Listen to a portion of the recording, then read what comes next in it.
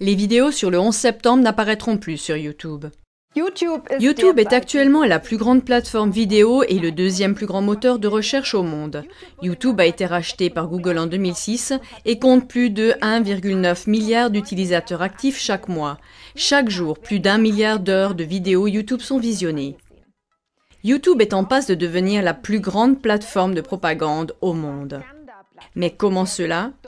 YouTube a écrit le 25 janvier 2019 dans son blog officiel qu'ils cesseront tout prochainement de montrer dans leur système de recommandation des vidéos avec des prétendues théories de conspiration.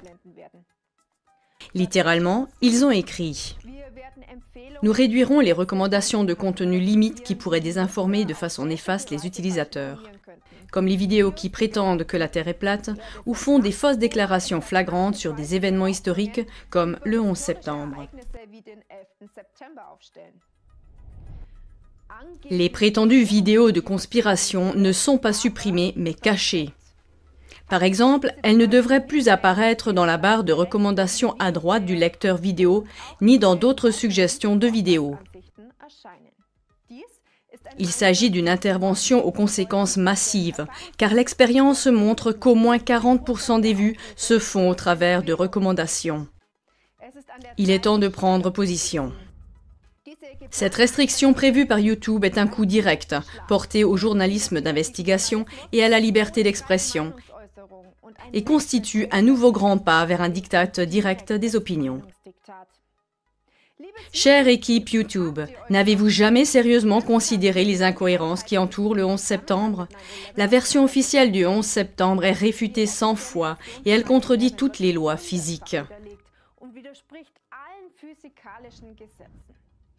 La version officielle du gouvernement américain a depuis longtemps été révélée comme étant une théorie de conspiration au moyen de faits scientifiques solides en criminologie.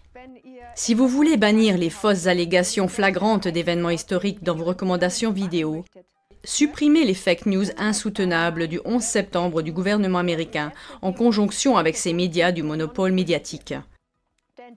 Car ce faux rapport uniforme est depuis longtemps entré dans l'histoire comme une théorie de conspiration évidente et est devenu insupportable pour le peuple.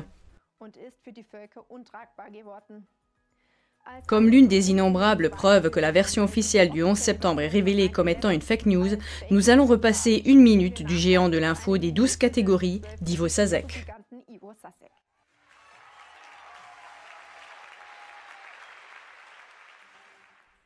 Ce qui est arrivé aux tours jumelles le 11 septembre 2001, suite aux impacts des avions, serait une impossibilité physique, car